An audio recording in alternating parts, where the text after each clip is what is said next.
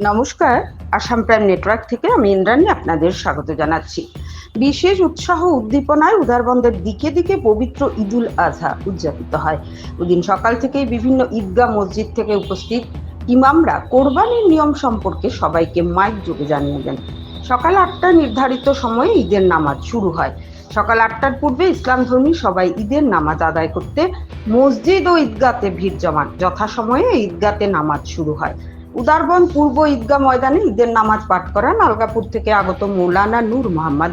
প্রায় ১,০০০ ইসলামী ধর্মী মানুষ নামাজ আদায় করেন। এরপর আসাম প্রাইম নেটওয়ার্কের সাংবাদিক নিহারকান্তি রায়ের সঙ্গে আলাপচারিতার ইমাম মৌলানা নূর মোহাম্মদ বলেন, ইসলাম শব্দের অর্থ হলো শান্তি। সবাই বিভেদ ভুলে পরস্পরের মধ্যে গড়ে উঠুক শান্তি, এটাই কামনা করি। তিনি পবিত্র ঈদুল আজহা তাৎপর্য ব্যাখ্যা করতে গিয়ে বলেন, আসলে পশু কোরবানি নয়, আমাদের মনের মধ্যে যে হিংসা বিভেদ রয়েছে, পশুত্ব প্রবৃত্তিকে কোরবানি দিতে হবে, মনুষ্যত্বের জাগরণ করতে হবে।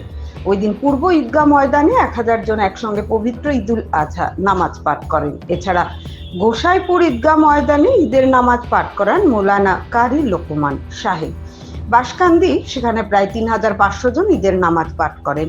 উদারবন্দের পশ্চিম ঈদগাতে ঈদের নামাজ পাঠ করান মৌলানা তাজউদ্দিন মাজার ভুইয়া। সেখানে ১২০০ জন ইসলাম ধর্মী লোক ঈদের নামাজে অংশ নেন। উদারবন্দ বাজার মসজিদে ইমাম হাবিবুর রহমান প্রায় ৮০০ লোক নামাজে অংশ নেন। রোজা মসজিদে ঈদের নামাজ পাঠ করেন সৈয়দ সাকির আহমেদ। ওই স্থানে ১,০০০ জন ইসলাম ধর্মী নামাজ পাঠ করেন। উদারবন্দের পুলিশ আধিকারিক এস তিমুন সদল বলে পেট্রোলে ছিলেন ও বিভিন্ন জায়গায় পুলিশ মোতায়েন ছিল, তাই কোনো অপ্রীতিকর ঘটনার খবর পাওয়া যায়নি। নিহারকান্তি রায়ের রিপোর্ট, আসাম প্রাইম নেটওয়ার্ক। কি বার্তা দিতে যাচ্ছেন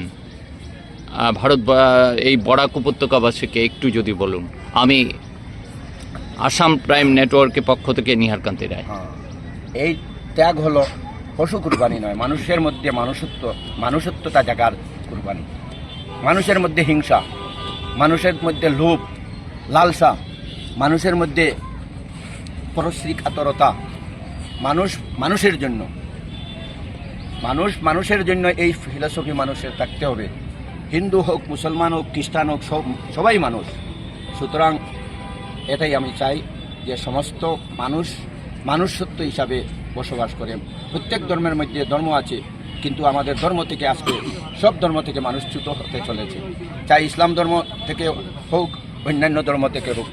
আমাদের মুসলমান ধর্মেও অনেক লোক ধর্ম থেকে চ্যুত, অনেক সংস্কৃতি এসে ঢুকে গিয়েছে, কিন্তু প্রফেট হযরত মুহাম্মদ সাল্লাল্লাহু আলাইহি সাল্লামের আদর্শ মেনে চললে এই পৃথিবীটা শান্তির পৃথিবী হয়ে যাবে।